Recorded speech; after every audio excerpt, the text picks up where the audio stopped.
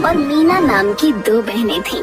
टीना बहुत ही सुंदर और फैशनेबल लड़की थी और मीना थोड़ी सांवली और बहुत सिंपल लड़की थी। एक दिन मीना के लिए एक रिश्ता आता है। अरे बहन जी, लड़की को तो बुलाइए। तभी टीना और मीना दोनों साथ में चाय नाश्ता लेकर आती हैं।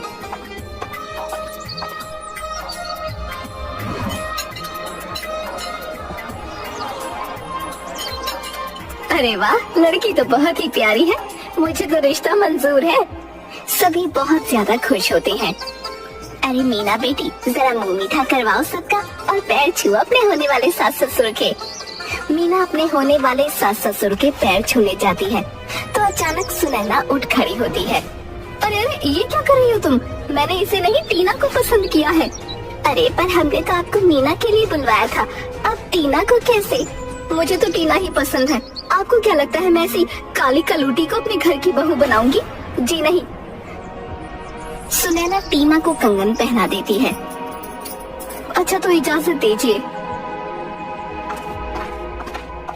मीना उदास मन से अपने माँ पिताजी की तरफ देखती है। मैंने आप सबसे कितनी बार कहा है मुझे शादी नहीं करनी, मुझे अपना रेस्टोरेंट खोलना है, पर आप सबको तो बस शादी की ही पड़ी है। अब उन्हें टीना पसंद आ ही गई है तो टीना की शादी क्यों नहीं करवा देते?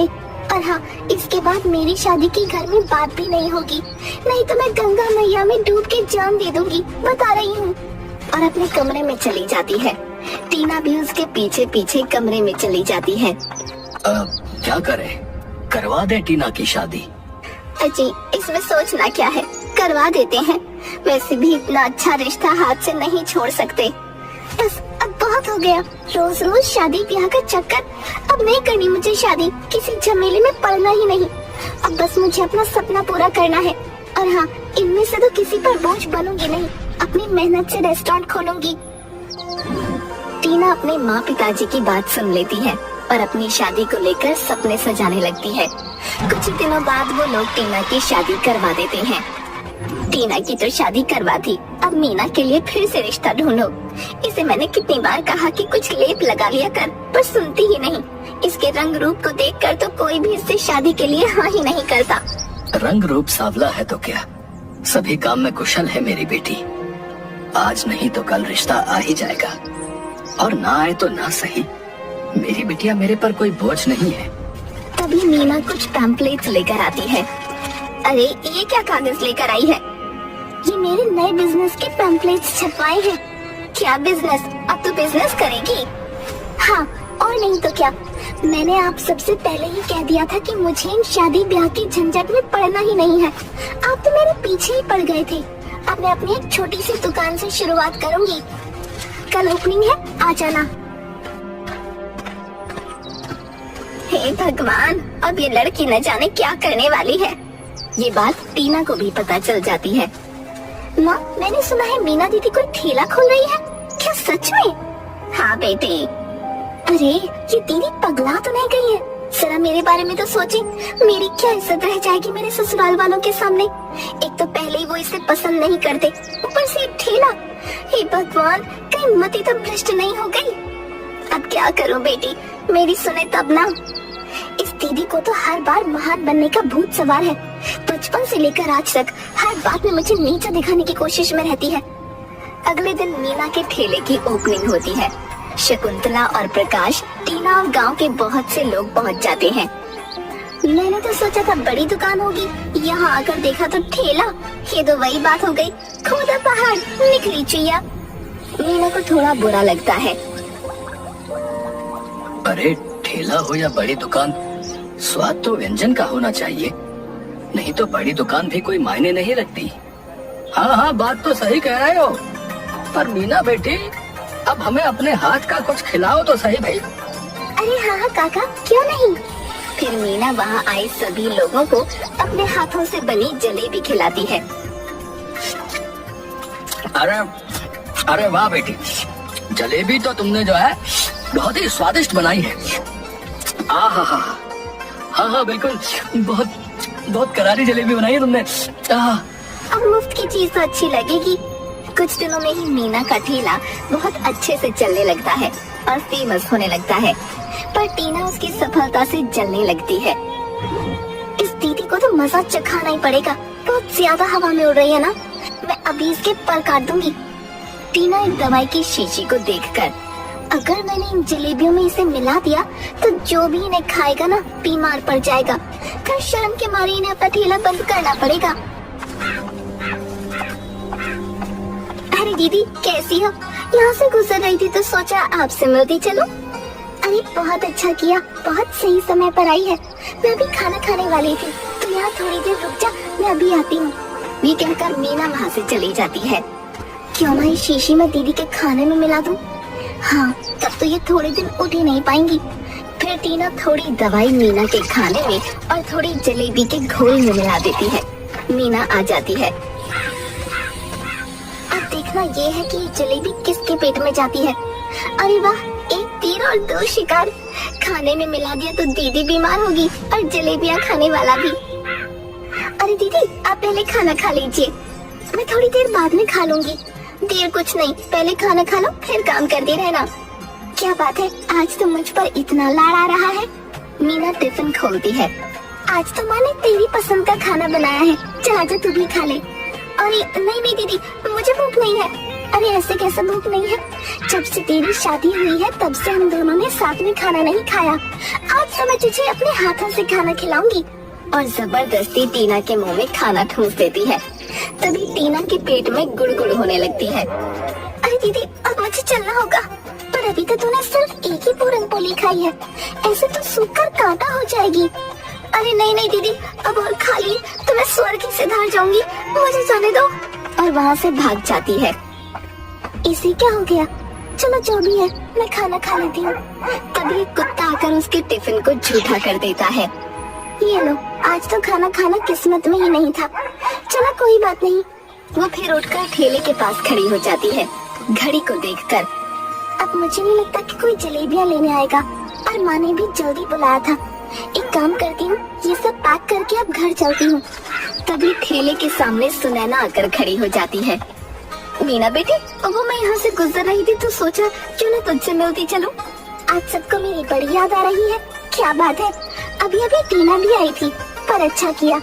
वैसे तू इतनी खास जलेबियाँ तो बनाती नहीं है, पर वो क्या है ना, आज राहुल के बाबूजी का जलेबियाँ खाने का बहुत मन कर रहा था, तो मैंने सोचा अब क्यों ना तेरे ही ठेले से लेती चलो, इसी बहाने तू भी 2 पैसे कमा लेगी। मीना सारी पैक की हुई जलेबियाँ सुनैना को दे देती है। कितने पैसे हुए? अब खैर जितने भी हुए हो मैं बाद में देती हूँ। और बिना पैसे दिए चुपचाप निकल लेती है। ये नहीं सुधरेंगी कभी। तभी मीना के ठेले पर एक आदमी आ जाता है। मैंने तुम्हारी जलेबियों का बहुत नाम सुना है। अरे भाई साहब, पर अभी तो जलेबी बची नहीं, और मैं बस जा ही रही थी। अरे नहीं, आज मैं थोड़ा जल्दी में हूँ और मेरे बेटे की शादी है, तो मैं बस उसी के लिए ऑर्डर देने आया हूँ। ये कुछ एडवांस है, बाकी शादी वाले दिन मिल जाएंगे। जी जी बिल्कुल, आप मुझे एड्रेस दे दीजिए, मैं आपके यहाँ समय से जलेबियाँ भिजवा दूंगी।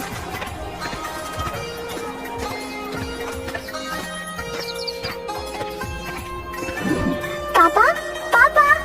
अरे क्या हुआ बेटिया, इतना क्यों चहक रही है? अरे पापा, बात ही कुछ ऐसी है, अगर आप सुनोगे तो खुश हो जाओगे, खुशी से उछल पड़ोगे। पापा, मुझे मेरा पहला बड़ा ऑर्डर मिला है। अरे वाह, ये तो सच में बहुत खुशी की बात है। तू बस यही करती रहना, और आप इसकी शादी के बारे में कुछ मत सोचना, उम्र निकलती जा रही है इसकी। माँ, मैंने कितनी बार कहा है मुझे शादी नहीं करनी। मीना उदास होकर वहाँ से चली जाती है। अगले दिन मीना के ठेले पर एक लड़का आता है। जी, 1 प्लेट जलेबी। आप तो बहुत पढ़े लिखे लगते हैं, और मेरे छोटे से ठेले पर जलेबी खाने आए हैं। ठेला छोटा हुआ तो क्या हुआ, स्वाद बड़ा होना चाहिए। मीना खुश हो जाती है और उसे जलेबी दे देती है। वाह, आपकी जलेबियाँ तो जितना सुना था उससे भी ज्यादा स्वादिष्ट निकली। Thank you. वैसे आपका आगे का क्या प्लान है? मेरा मतलब है कि सिर्फ जलेबियाँ ही बनानी है या आगे कुछ और भी सोचा है? वैसे सोचा तो बहुत कुछ है, पर आपको इससे क्या? और मीना अपनी जलेबियाँ बनाने में व्यस्त हो जाती है। रात को टीना अपने घर पहुंचती है। अरे टीना बेटी तू आ गई? बहुत ज्यादा थक गई हूँ, मुझे सोना है आज, मैं जी भर कर सोऊंगी। अपनी सास से कहकर आई हूँ कि 10-12 दिन अपने घर पर ही रहूंगी। अरे हाँ, बहुत अच्छा किया जो तू आ गई। मीना उसे गले लगने के लिए आगे बढ़ती है, लेकिन टीना उसे नजरअंदाज करके अपने कमरे में चली जाती है। पापा आपको बड़े ऑर्डर के बारे में बताया था ना, तो वहाँ पर शादी में हम सबको इनवाइट किया है, तो आज शाम को हमें चलना है। मीना उसके सारे परिवार के साथ शादी में चली जाती है। आप सब शादी एंजॉय कीजिए, मैं अपनी जलेबी की स्टॉल पर जाकर जलेबियाँ बनाती हूँ। तभी मीना और सभी काम करते हुए आदमियों को उनका जिसके यहाँ शादी थी वो आदमी बुला लेता है। तभी मौका देखकर कोई मीना की जलेबियों में कुछ मिला देता है। थोड़ी देर बाद जब मीना अपने स्टॉल पर आती है और जलेबियाँ बनाने लगती है तो उसकी जलेबियाँ बहुत ही ज्यादा मीठी हो जाती हैं। इतनी मीठी कैसे हो गई? अब इनका क्या करूं? सारे मेहमान भी आने वाले हैं। तभी मीना के परिवार वाले वहाँ पर पहुँच जाते हैं। अरे बेटी, क्या हुआ? बहुत परेशान लग रही हो। फिर मीना प्रकाश को सारी बातें बताती है। ये सुनकर टीना बहुत खुश हो जाती है। पापा अब मैं क्या करूं? थोड़ी देर में सभी मेहमान आने वाले हैं और अगर ऐसी जलेबियां मैंने मेहमानों को दी तो मेरी क्या इज्जत रह जाएगी। थोड़ी देर बाद जिस आदमी ने मीना को ऑर्डर दिया था वो वहाँ पर पहुँच जाता है। अरे बेटा, जलेबियाँ तैयार हो गई? वो सर, आज मैंने कुछ नया ट्राई किया था, मैंने जलेबी रबड़ी बनाई है।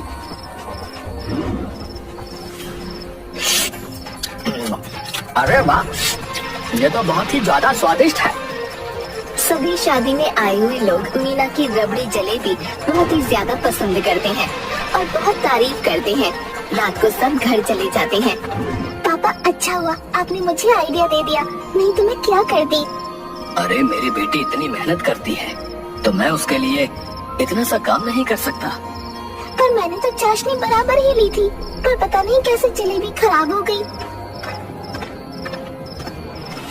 बताओ क्यों किया तुमने ये सब? क्या मैंने कुछ नहीं किया? झूठ मत बोलो, मैंने तुम्हें अपनी आंखों से उसकी चाशनी में शक्कर डालते हुए देखा था। बताओ क्यों किया तुमने ये सब? अपनी बेटी की ही दुश्मन क्यों बनी हुई हो? अच्छा जी, मैं अपनी बेटी की दुश्मन बनी हूँ या तुमने टीना के बारे में कभी सोचा है?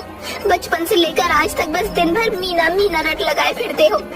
अरे कैसी माँ हो तुम? मेरे लिए टीना और मीना दोनों बराबर हैं। कैसी माँ? अरे मैं इसकी माँ नहीं हूँ, इसकी माँ तो बचपन में ही मर गई थी। मैं परेशान हो गई हूँ इससे, और ऊपर से रंग भी इतना पक्का है, कोई शादी के लिए हाँ भी नहीं करता। अगर ये यहाँ से चली जाए तो बला टले मेरे सर से। मीना रोते हुए अपने कमरे में चली जाती है।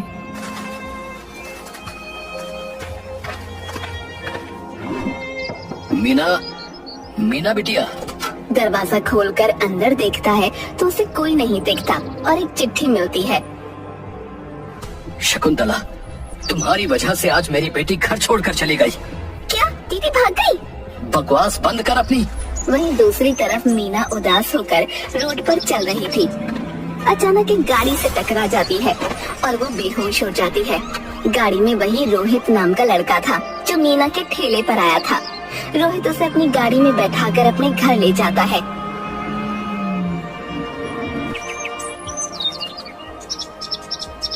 माँ, ये वही लड़की है जो जलेबी का ठेला लगाती है और सच में इसके हाथों में जादू है माँ।